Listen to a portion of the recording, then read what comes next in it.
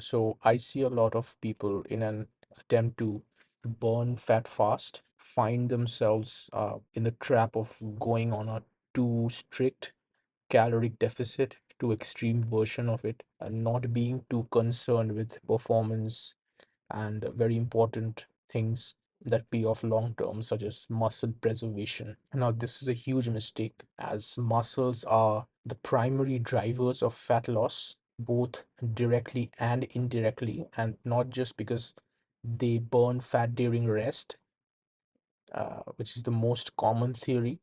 It's just the tip of the iceberg. There's an entire world of reasons. So there are very solid reasons why you must really double down on preservation of muscle mass, which is a signal of performance, or heck, even improve your performance during a cut. I've already discussed this in my video titled Why Slow Fat Loss Beats Quick Fixes.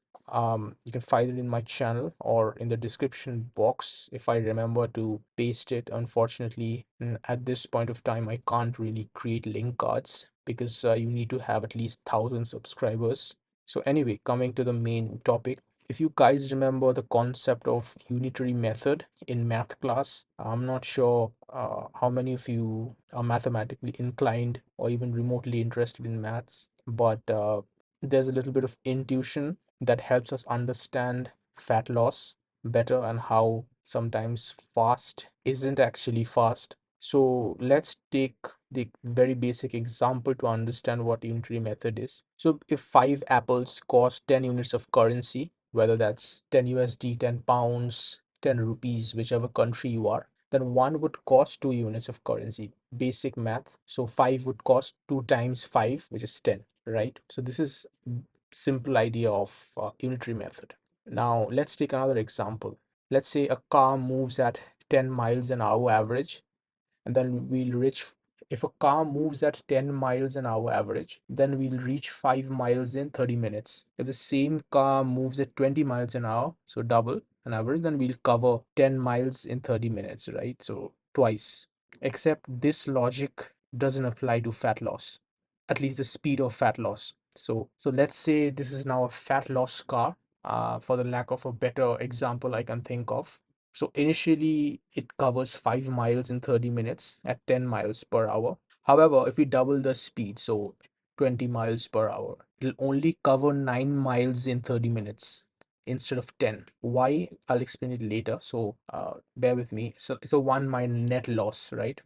Now, so 20 miles per hour speed. Let's say we double it further. So at 40 miles per hour, it now covers 16 miles instead of what should have been mathematically 20 miles. So there's a 4 mile loss over there. So you might ask, what exactly accounts for these losses in this fat loss car? So it's called the principle of homeostasis, which is basically a bunch of mechanisms that fight back fat loss, such as hormonal changes, such as increased cortisol, reduced energy expenditure. So TDEE, total daily energy expenditure, reduces. So there's a huge part called NEAT, which is kind of all of these activities we do in response to having higher energy, uh, which kind of slows down and it really adds up. And then we also have increased hunger, which also affects us psychologically, right? Because fat loss is supposed to be a part of your life that kind of enhances the quality of your life. So if you're too concerned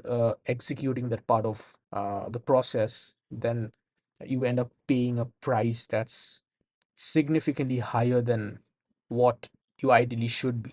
So this actually makes uh, fat loss an uphill battle. Now, you might think, why not just push through the struggle and mental battle? So, our hustle culture promotes this kind of a overly simplified kind of a gladiator mindset, right?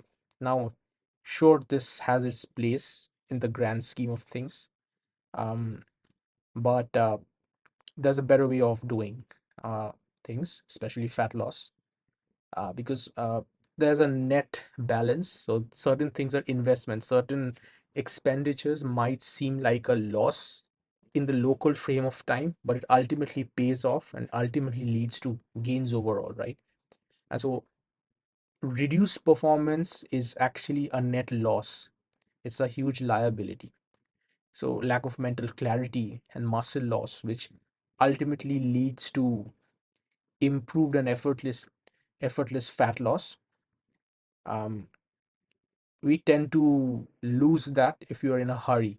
Now, since we are already on this train of analogies, I'm going to give you an even better one that's closer to uh, a topic at hand, that is fat loss. Now, imagine a luxury car showroom. Uh, they have a supply of bunch of chocolate boxes which they hand out to potential customers. So every day there's hundreds of people who come in the showroom to check and basically just look around. So these are potential customers, and because it's a luxury car showroom, they give a free box of chocolate to every single uh, potential customer. So it's needless to say they have an entire supply of chocolate. They have an entire truck of chocolate that comes into the showroom on a daily basis. And imagine there's an employee that steals 10 boxes of chocolate every day, and he goes unnoticed by authorities because there's so many of them. Now, over time, he becomes a little too confident in his abilities and he starts ramping up. So it starts with 10 boxes, it goes up to 20. Um, and eventually, he starts stealing around 100 boxes, or just a large number, right? The numbers don't matter.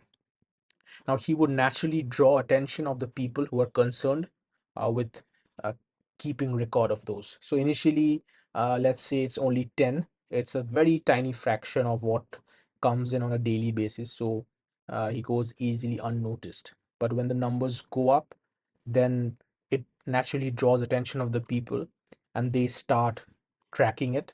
They start keeping a closer watch, and so eventually he gets caught and gets fired from the company. Now, if this is fat loss, then you see how stealing 100 boxes in one shot actually didn't pay off. It didn't benefit him. So it's 10 days worth of chocolate. Initially started with 10. So it's like 10 days worth of chocolate, but then there won't be any 11th day. So total overall, it's a net loss for him. And so for fast fat loss is the same concept, right? So even though immediately you might think it's working for your benefit, you might think, okay, I need to spend a lot less time on this fat loss journey. You eventually get used to it, right? So we think we are going to feel horrible every single day, but actually it gets better. You start enjoying fat loss because of all of these hormones responsible for increased hunger comes down. Your body gets acclimated to the process of fat loss. You almost start looking forward to fat loss even more. And so this idea of trying to do it as soon as possible to go back to your initial state of consuming large amount of calories is a flawed thought process. And so a fast fat loss is an overall net loss. Um, this is a point I keep emphasizing. I already told you that I made a video on that, but I think it's a topic uh, that goes unnoticed. I would say it's a topic that we don't speak about a lot anymore. At least it used to be something back when I was a kid. This is a concept I think that every gym goer, every fitness enthusiast should have a reasonable grasp on. And so in real life, you can think of this in other terms through other analogies. They can think of mental burnout. How if you try to if you take up a project and try to do too much too soon, you might actually crash and burn, right? As opposed to, say, spreading it out over many days, many weeks.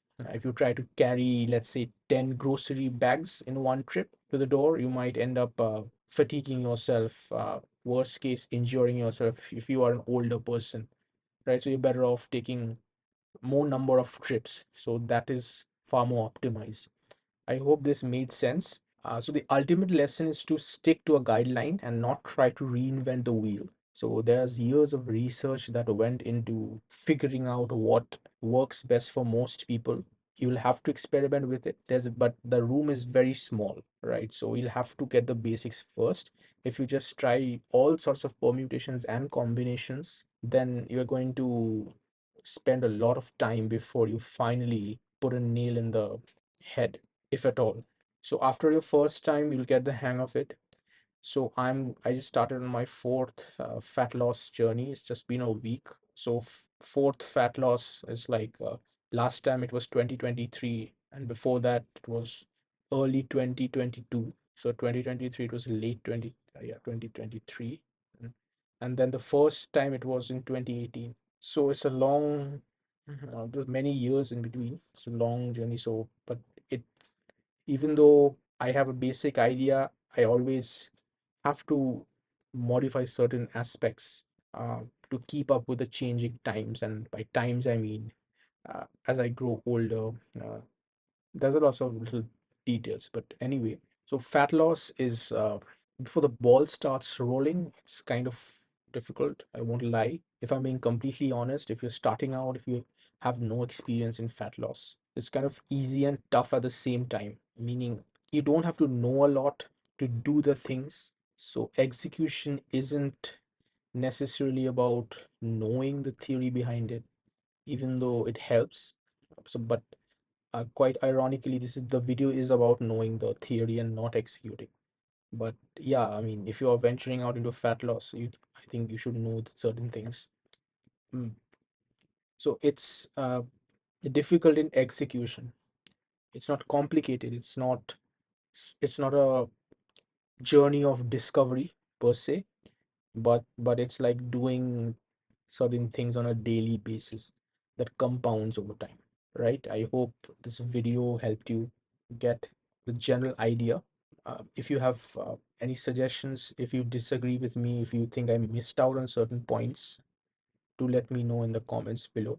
I'm also an online coach. If you want to work with me one on one, you'll find all the relevant details, all the steps in the channel's description. It'll keep changing, so I don't want to be too specific with the guideline.